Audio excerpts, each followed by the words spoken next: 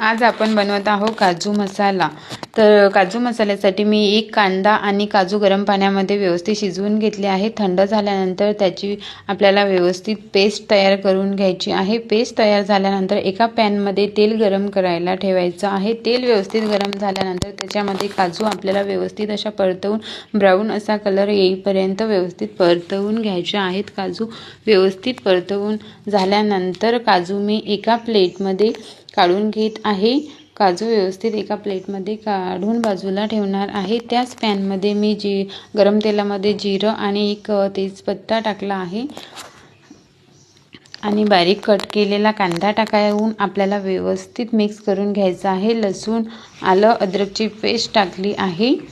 तर सर्व व्यवस्थित मिक्स झाल्यानंतर बारीक कट केलेलं टोमॅटो टाकलं आहे। टोमॅटो पण व्यवस्थित परतवून घ्यायचा आहे। आपल्याला टोमॅटो व्यवस्थित परतवून घेतल्यानंतर 1 चम्मच मीठ घातलं आहे, 1 चम्मच हळद घालणार आहे आणि 1 चम्मच धनिया पावडर टाकायची आहे, 1 चम्मच लाल तिखट टाकायचं आहे आणि 1 चम्मच गरम मसाला टाकायचा आहे। तर व्यवस्थित असं सर्व मसाले टाकणं झाल्यानंतर व्यवस्थित मिक्स करून घ्यायचं आहे। आपल्याला व्यवस्थित मिक्स करणं झाल्यानंतर आपण काजू आणि कांद्याची जी पेस्ट काढलेली होती ती त्याच्यामध्ये मिक्स करणार आहोत।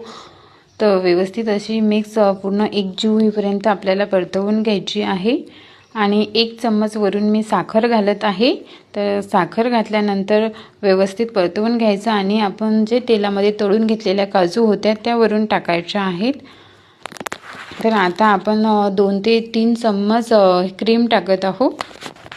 तर क्रीम टाकल्यानंतर आपल्याला व्यवस्थित परतवून घ्यायचं आहे। थोडीशी कस्तुरी मेथी घातली आहे मी। कस्तुरी मेथी घातल्यानंतर परत एकदा व्यवस्थित आपल्याला असं परतवून घ्यायचं आहे आणि थोडीशी कोथिंबीर कट केलेली व्यवस्थित एक वेळ परतवून घ्यायचं आहे आणि तयार आहे आपली काजू मसाला रेसिपी। तर आवडल्यास नक्की लाईक करा।